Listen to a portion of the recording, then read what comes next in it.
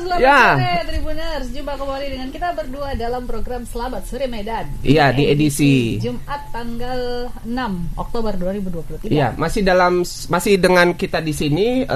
Saya dengan Turul Oktober dan saya Di Wahyuni. Iya, kita bertemu seperti biasa untuk menyajikan 3 berita di suasana Kota Medan yang masih hujan ya dan rawan banjir. Betul sekali. Nah, seperti biasa tim redaksi Selamat Sore Medan sudah menyiapkan 3 berita lengkap dengan laporan dari reporter masing-masing yang bertugas di lapangan yang akan kami sajikan kepada Anda sesaat lagi. Ya, tentu saja dilengkapi dengan video juga ya, Trul. Iya, baik.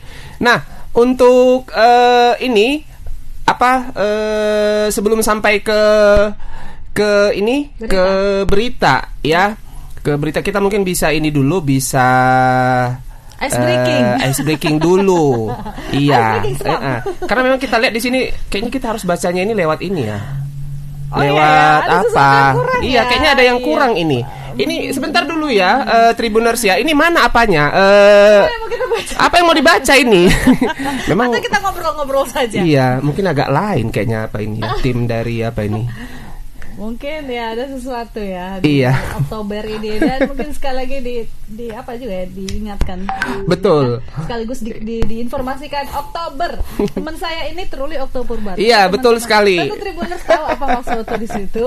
Iya. Dan sudah ada reminder dari kawan-kawan. Betul juga. sekali. Nah, sebentar ini masih dipersiapkan ininya. Kayaknya agak lucu memang siaran ini ya Kak ya. Kadang yang bumpernya buka 3 kali, kadang naskah yang mau dibaca nggak ada.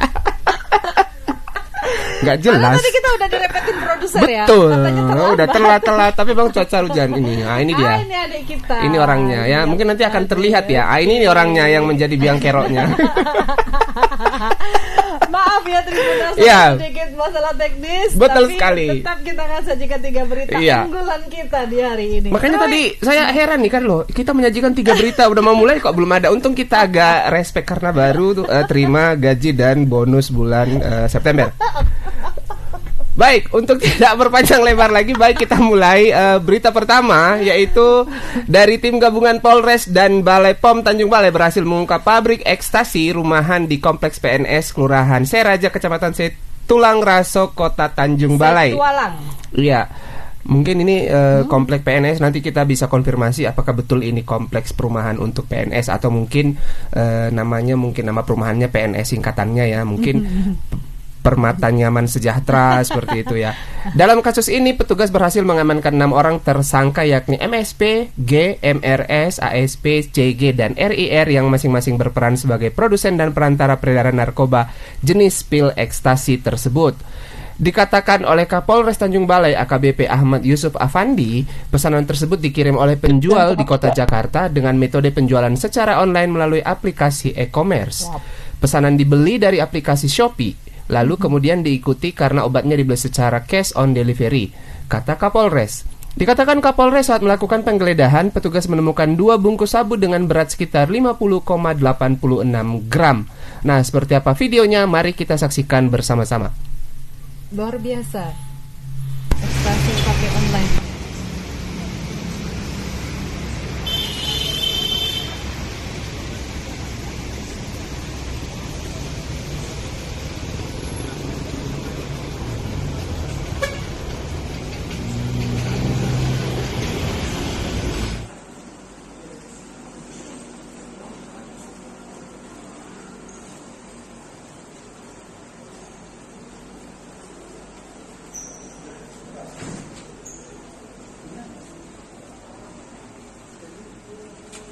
Pegangnya di sini, yes, tapi 2 di depan, 2 di belakang.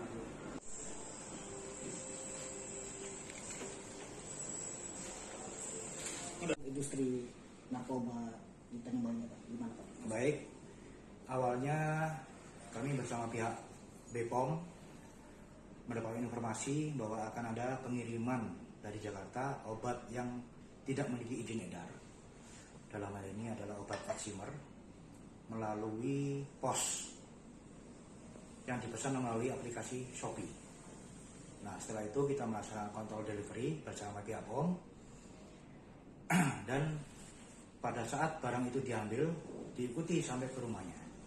Begitu di rumah langsung kita laksanakan penggeledahan dan ternyata ditemukan barang bukti berupa sabu-sabu, kemudian dan alat-alat lain, bahan-bahan lain yang diduga keras bahwa ini adalah untuk produksi ilegal atau rumah produksi INEX atau pil ekstasi. Kami melaksanakan pengembangan, kami menggeledah lanjutan dan ditemukan alat-alat lain seperti alung untuk menggerus pil, kemudian alat cetak, di situ ada alat cetak. Ya. Ya. Itu tadi laporan dari reporter Tribun Medan di Tanjung Balai. Untuk melihat seperti apa laporan liputan selengkapnya, kita sudah terhubung dengan reporter Tribun Medan Alif. Selamat sore Alif. Nah ini juga gelap ini layarnya nih. Ini mungkin belum bayar apa juga ini, belum bayar tagihan juga ini. Ah iya sudah terhubung. Ya selamat sore Alif. Ya selamat sore Bang Truli. Ya agak lambat ya kayaknya ya. Iya Bang, tadi sempat nggak ada suaranya dari handphone kami Bang. Oh gitu, iya baik. Oke, mungkin masih ini ya 3G ya. Memang agak apa ini ya, liputan hari ini kayaknya agak ini ya. Oke, baik. Itu kompleks PNS apa betul memang kompleks perumahan untuk PNS ya, atau hanya sekedar singkatan saja gitu, ada akronim yang lain gitu? Misalnya pegawai non sejahtera begitu ya. Iya. Ya, terima kasih Bang Truli. Kompleks PNS ini merupakan sebutan dari warga Tanjung Balai Bang, di mana yang tinggal di situ kebanyakan bekerja sebagai pegawai negeri sipil gitu Bang. Namun memang tidak ada khusus komplek ini dibuat untuk PNS gitu Bang. Hanya sebutan masyarakat saja gitu Bang. Oke betul, iya. Nah ini kalau boleh tahu sudah berapa lama ya beroperasi ini praktek ini gitu? Pabrik ekstasi ini ya? Pabriknya ini gitu. Ya, pabrik ekstasi ini Bang sudah beroperasi selama 2 bulan. Kemarin Polres Tanjung Balai mengamankan pada Jumat 22 September 2023 lalu.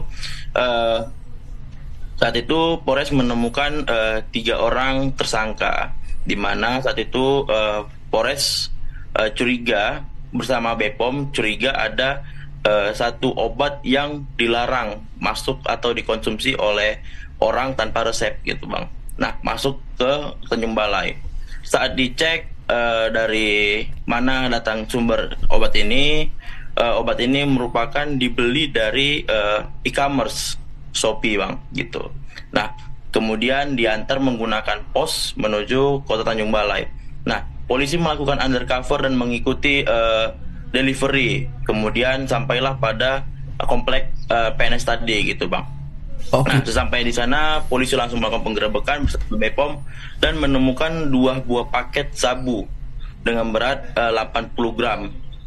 Nah selain 80 paket sabu tersebut, 50 paket sabu tersebut, maksud saya 50 gram paket sabu tersebut, polisi juga menemukan barang-barang atau alat yang digunakan oleh pelaku untuk membuat pil ekstasi gitu Bang. Nah dalam keterangan dari Kapolres tadi, sabu ini digunakan sebagai salah satu bahan baku untuk membuat pil ekstasi gitu Bang. Oh ya, nah jadi total ada 8 orang ya yang diamankan atau ditangkap dari LP. Untuk ini Bang, 8 orang ini dinyatakan tersangka, sedangkan 6 yang ditahan Bang, karena 2 sudah ditahan di Lapas Labuan Ruku Batubara itu Bang. Oh seperti itu. Iya. Nah baik. Kira-kira bagaimana pendapat warga ya terhadap kehadiran ini ya, sebutan pabrik ini ya di situ? Apakah selama ini juga warga sudah merasakan sesuatu yang lain seperti itu? Ya, tadi warga Bang sempat kami wawancarai juga Bang, sempat kami konfirmasi. Warga sendiri mengaku mereka ini rumah ini sering kosong gitu Bang. Nah, ada hari-hari tertentu saja mereka ada di rumah tersebut. Dan juga dari pengakuan warga mereka sudah 2 tahun menyewa rumah itu Bang. Nah, cuman pengakuan dari pelaku kepada polisi, mereka baru 2 bulan beroperasi dan juga menyewa rumah tersebut gitu Bang. Jadi ini tidak sinkron nih Bang antara warga dengan polisi, siapa yang nipu gitu Bang. Oke, baik. Itu saja. Silakan Kak, ada mau ditambahkan? Iya, ini Alif, kalau dari hasil olah TKP ya oleh pihak kepolisian ini, kira-kira selain ekstasi tadi, selain sabu tadi, apa aja yang menjadi campuran dari bahan pembuatan pil ekstasi ini, Alif?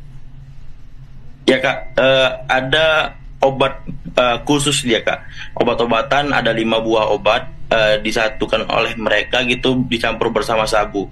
Nah, 5 obat ini memang tidak diberitahu apa-apa saja jenisnya Kak, karena dikhawatirkan menjadi contoh bagi pelaku-pelaku lainnya nanti gitu Kak.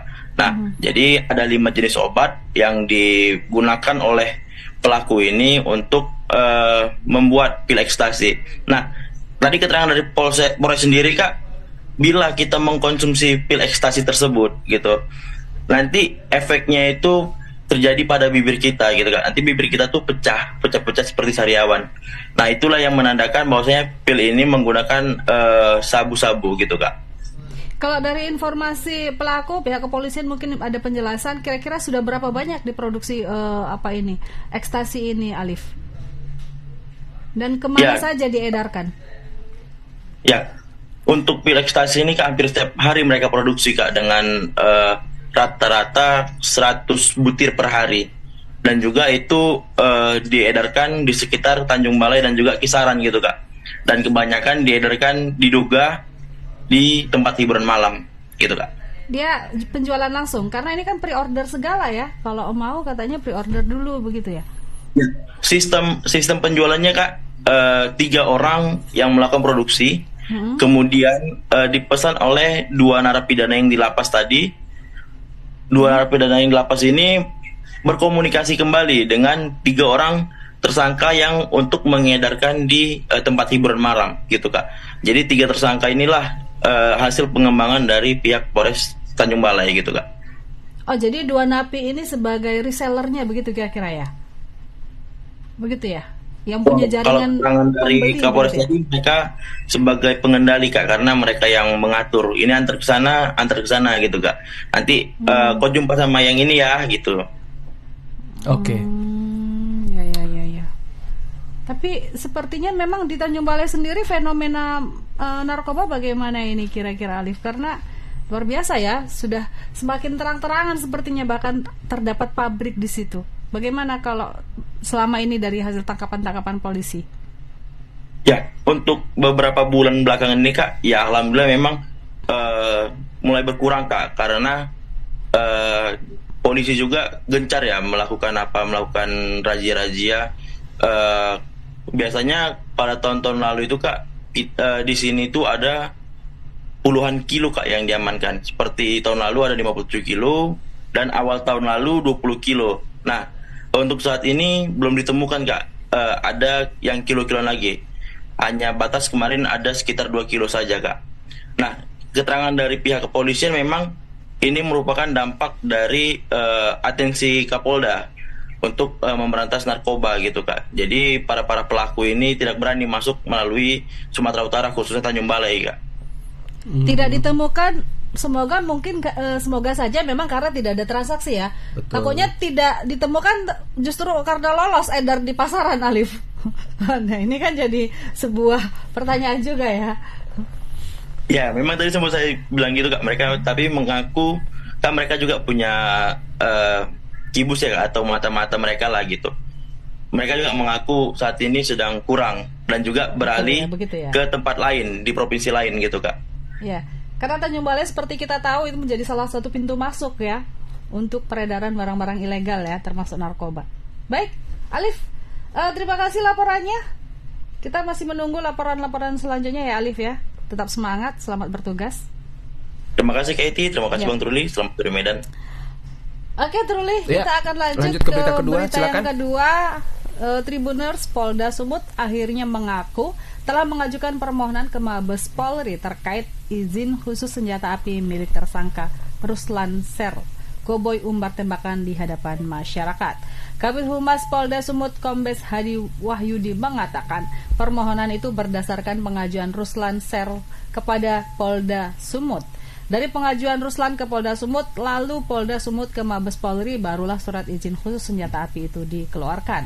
Polisi mengklaim saat Ruslan mengajukan permohonan kepemilikan senjata api ke Polda Sumut sudah dilakukan asesmen dan berbagai syarat lainnya. Karena dinilai memenuhi syarat, maka Polda Sumut mengeluarkan atau merekomendasikan ke Mabes Polri supaya dikeluarkan surat izin khusus senjata api. Tapi ternyata 2 bulan setelah diberikan izin pada 18 Juli, Ruslan berulah dia umbar tembakan berkali-kali di hadapan masyarakat. Hadi memastikan Ruslan masih berada di tahanan. Dia dikenakan Undang-Undang Darurat Nomor 12 Tahun 1951. Polda Sumut menyebut senjata api yang dipakai Ruslan yang berusia 46 tahun ini saat melepas tembakan berkali-kali di hadapan warga bukan senjata organik dari kepolisian maupun Tentara Nasional Indonesia atau TNI. Senjata yang dipakai koboi bernama Ruslan itu biasa dipakai oleh Persatuan Menembak Indonesia. Terkait jenis senjata berjenis pistol, namun untuk kaliber dan peluru masih polisi belum bisa memastikan karena dalam pemeriksaan laboratorium forensik. Ya Tribuners, kita saksikan untuk berita ini bagaimana videonya yang sudah disiapkan tim redaksi berikut ini. Soal rekomendasi dari Kapolda itu Pak. Jadi itu ada tahapannya ya. Tahapan terkait dengan pemberian izin. Pemberian izin itu dari Mabes Polri berdasarkan permohonan yang diterbitkan oleh Polda. Jadi Polda bermohon kepada Mabes Polri untuk menerbitkan izin. Jadi sekali lagi izin itu Mabes Polri. Polda hanya melakukan asesmen terhadap si pemohon, kemudian hasil asesmen itu bagaimana, kemudian diberikan permohonan itu kepada seperti itu. Kemudian Pak, waktu pemohonan itu tidak dilakukan tes psikologi atau seperti apa gitu Pak, terkait emosionalnya gitu? Nah, itu kembali lagi kepada pengguna, tetapi yang jelas mekanisme itu dilakukan. Terkait makanya sekarang yang bersangkutan dilakukan proses karena apa? Penyalahgunaan. Pak, terkait pasal yang disangkakan Pak, pasal apa Pak? Dan ancaman saat hukuman? Saat ini masih berproses. Kita tunggu aja prosesnya terkait dengan penerapan undang-undang darurat. Nanti penyidik lebih memahami. Kemudian Pak, hasil penyelidikan sementara jenis senjata apinya itu Pak, mungkin bisa dijelasin sedikit Pak? Nanti itu terkait dengan jenis itu kita masih dilakukan uji laboratorium forensik. Tapi saat ini masih ditahan Pak ya, yang bersangkutan Pak ya? Masih. Ya Tribuners, itu tadi wawancara dengan Humas Polda Sumut. Saat ini kita juga sudah terhubung dengan reporter Freddy Santoso. Halo, selamat sore Freddy. Ya halo, selamat sore Kak Eti, Bang Truli. Ya, tetap semangat ya, ceria terus. Gimana Freddy, apa yang bisa dilaporkan terkait kasus koboi umbar senjata api ya? Iya baik Kak, jadi informasi terbaru adalah Polda Sumut akhirnya mengakui bahwa senjata api atau surat izin memiliki senjata api koboi bernama Ruslan itu rekomendasi dari Polda Sumut yang kemudian itu diteruskan ke Mabes Polri. Kemudian surat izin memiliki senjata itu dikeluarkan oleh Mabes Polri. Jadi memang alurnya adalah Ruslan itu mengajukan permohonan ke Polda Sumut awalnya. Kemudian oleh Polda Sumut itu dilakukan asesmen seperti cek kesehatan dan sebagainya. Kemudian setelah dinilai layak, kemudian Polda Sumut itu mengajukan atau merekomendasikan lagi ke Mabes Polri. Nah, kemudian Mabes Polri mengeluarkan surat izin itu. Jadi namanya itu adalah surat izin khusus senjata api begitu. Dari data yang kita terima ini, memang sebelumnya Polda Sumut itu sempat membantahnya itu maksudnya kan di awal-awal viral itu Ruslan mengatakan bahwa pistolnya itu dari Kapolda Sumut begitu. Nah di situ itu dibantah memang. Jadi Kabitumas Polda Sumut itu membantah bahwa pistol itu dari Kapolda, tapi tadi dia mengiyakan bahwa surat izin itu dari rekomendasi mereka juga dari Polda Sumut. Jadi bukan dari Kapoldanya. Ya, kalau dari kasus ini kira-kira Freddy, apakah memang akan diproses secara hukum atau ada upaya-upaya lain di luar hukum? Ya, sepertinya bakal terus diproses hukum nggak? Karena memang Ruslan ini dikenakan undang-undang darurat ya. Itu ancamannya itu jelas itu di atas 5 tahun begitu. Karena memang cukup membahayakan, ada lebih, kalau kita dengar itu lebih dari 7 kali tembakan ya kita dengar, dan itu betul-betul membahayakan. Makanya sampai hari ini juga Ruslan itu masih ditahan gitu. Iya, kalau pada saat kejadian sendiri Ruslan itu dalam keadaan sadar atau bagaimana? Mungkin ada penjelasan dari pihak kepolisian. Ya, sejauh ini memang belum ada penjelasan resmi dari kepolisian kondisi Ruslan pada saat itu. Tapi memang polisi mengatakan saat itu Ruslan itu didatangi sekitar belasan atau puluhan orang ya, dari organisasi pekerja yang protes tentang adanya pemberhentian diduga sepihak begitu oleh Ruslan, sehingga pekerja ini mengadu ke organisasi pekerja. Nah, disitulah kemudian mereka melakukan protes ya. Nah, kemudian saat itu mereka sempat disuruh masuk ke ruangan Ruslan oleh salah satu mandornya sembari menunggu Ruslan itu datang. Nah, setibanya Ruslan di dalam itulah terjadi dugaan yang kita ketahui ada tembak-menembak ke langit-langit itu. Jadi tampaknya dia emosi karena nggak terima juga mungkin diprotes gitu. Tapi memang terkait jenis senjata itu, kalau dari keterangan polisi kemarin itu jenisnya pistol. Dan kemudian dari surat izin khusus senjata api yang kita terima ini, suratnya itu jenis pistol merek itu dari Pindad, kemudian kaliber 32 mm, dan di sini juga ditulis rekomendasi Kapolda Sumut begitu, dikeluarkan pada 18 Juli. Tapi memang kita ketahui memang belum diketahui jelas ya, ini pada periode Kapolda mana yang mengeluarkan rekomendasi ini, karena memang ada transisi pada saat itu, Juli itu ada transisi dari Kapolda yang lama, Kapolda Pancaputra Simanjuntak ke Irjen Agung begitu. Jadi pada 14 Juli itu dilakukan serah terima jabatan di Mabes Polri. Sementara surat izin ini keluar pada 18 Juli. Tapi memang meskipun sudah serah terima di Mabes Polri, tapi keduanya ini pisah sambutnya itu pada 21 Julinya begitu. Jadi memang tidak begitu, belum terbuka jelas sebenarnya ini Kapolda yang mana nih yang merekomendasikan kalau kita lihat dari tanggalnya. Tapi kalau dari surat itu sendiri apakah tidak ada nama yang menandatangani? Ini Mabes Polri. Dia surat ini dikeluarkan oleh Mabes Polri gitu. Dari rekomendasi Kapolda Sumut. Nah, yang kemudian nih Kapoldanya tidak ada tercantum di dalam surat ya. Kita tidak ketahui karena pada 14 Julinya itu sebenarnya Kapolda mana yang, apakah Irjen Panca atau Irjen Agung gitu, karena pada saat itu kan dikeluarkan itu lagi masa transisi ya, dari yang baru, dari yang lama ke yang baru. Iya. Kemudian Freddy, apakah ada informasi barangkali dari pekerja atau dari orang-orang yang selama ini pernah berinteraksi dengan Ruslan tadi, kalau sehari-hari temperamen dari Ruslan ini sendiri seperti apa? Nah, kalau terkait itu memang para pekerja di situ itu memang nampaknya takut-takut gitu kan untuk memberikan keterangan. Tapi memang di situ itu gudang sekaligus bengkel ya. Jadi dia itu bisnis seperti bisnis transportasi alat berat gitu.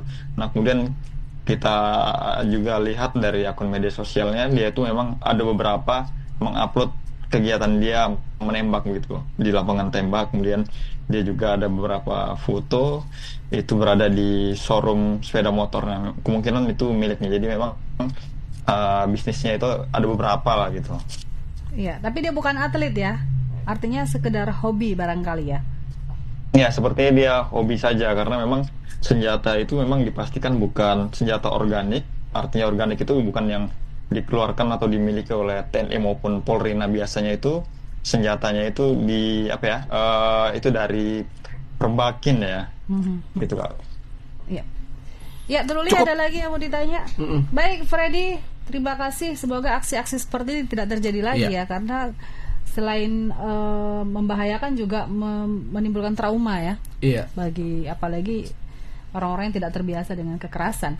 Freddy, terima kasih untuk laporannya. Tetap semangat. Ya, terima kasih Kayak Bung Truli. Selamat sore. Selamat sore. Terus lanjut Sudah. ke Oke. Baik, kita lanjut ke ini berita ketiga. Berita ketiga ya. Ini dari unjuk rasa driver Transmetro Delhi ya.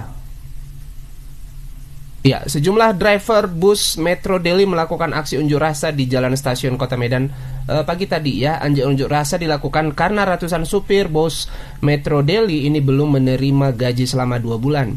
Dalam aksi unjuk rasa itu ada beberapa tulisan yang ditempelkan di atas kendaraan roda 2 milik mereka. Ada juga tulisan yang mengatakan bahwa direktur perusahaan Medan Bus hanya memberikan janji dan harapan saja.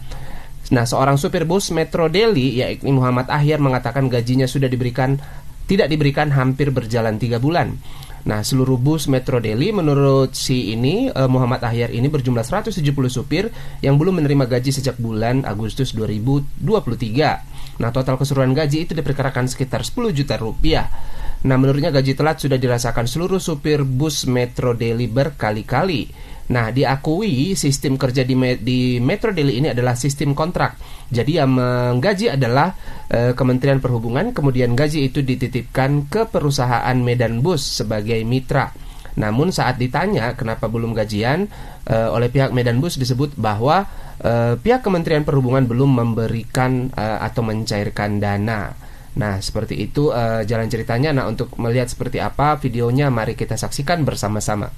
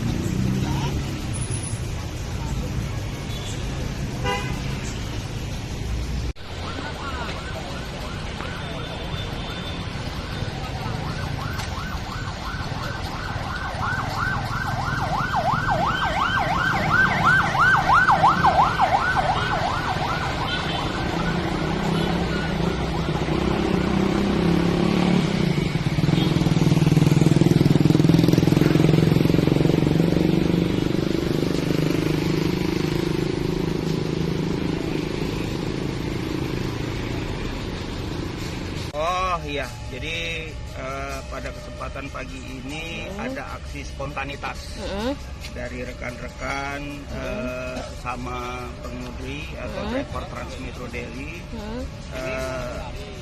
Dalam hal ini tuntutannya adalah pembayaran gaji yang belum dibayarkan yang sudah berjalan di bulan ketiga. Sejauh ini Pak, berapa total gaji yang belum dibayar itu Pak? Kalau total keseluruhannya itu ya 2 bulan lah. Kalau 1 bulannya 5 jutaan ya berarti 10 jutaan. 10 juta? Oh gitu. Emang sistem gaji di Metro Delhi ini baru pertama kali telat atau gimana Pak? Nah, kalau yang ini sudah berkali-kali, ya, bukan baru sekali. Dan ini juga kita sudah coba konfirmasi juga ke perusahaan awal-awalnya, tapi belum ada jawaban dari mereka, sehingga pada hari ini terjadilah aksi spontanitas ini.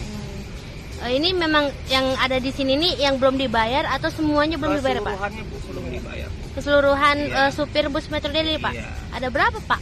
Sekitar 170-an. Berarti totalnya ada 3 bulan nggak dibayar Pak? Jalan 3 bulan. Jalan 3 bulan. Berarti yang 2 bulan itu memang belum dibayar. Iya. Nah, untuk melihat seperti apa kelanjutan dari atau perkembangan dari kasus ini, kita sudah terhubung dengan reporter Tribun Medan, Anissa. Selamat sore, Anissa. Selamat sore Bang Truli dan Kak Etik dan Tribuners. Iya, nah bagaimana ini kabar terbaru? Apakah sudah mendapatkan kepastian dari pihak-pihak terkait tentang kapan dibayarnya gaji ini? Jadi tadi setelah melakukan aksi unjuk rasa itu mereka para sejumlah supir bus Transmetro Daily ini menghadap ke Uniland, di mana di situ tempat salah satu tempat pihak Kementerian Perhubungan di sana, perwakilan Kemenhub. Nah, dari hasil pertemuan itu mereka mengatakan bahwa Kemenhub menjelaskan sudah memberikan 100% dari setiap bulannya gaji kepada pihak ketiga, yakni pihak perusahaan Medan Bus Bank. Namun memang sejauh ini kalau untuk pihak Medan Bus belum bisa dikonfirmasi, karena memang saat kita konfirmasi mereka enggan mengomentari seperti itu, Bang. Dan hasil tadi dari Kemenhub, mereka berjanji akan menjembatani antara supir-supir ini ke Kemenhub dan juga ke Medan Bus. Namun untuk Medan Bus sendiri kata pihak Kemenhub ini akan dilakukan peringatan dan teguran terhadap perusahaannya, Bang, begitu. Ya, nah berarti ini belum ada kepastian ya kapan akan dibayarkan gajinya ya?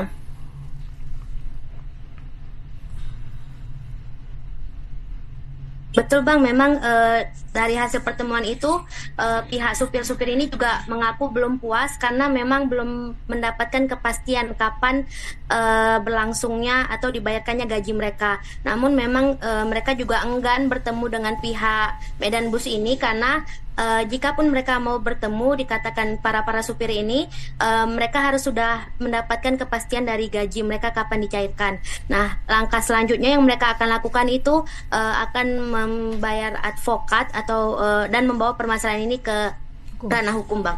Iya. Jadi adakah itu berarti hasil lanjutannya kalau belum jelas ini berapa lama akan ditunggu? Dalam waktu minggu ini, Bang. Oke, silakan Kak.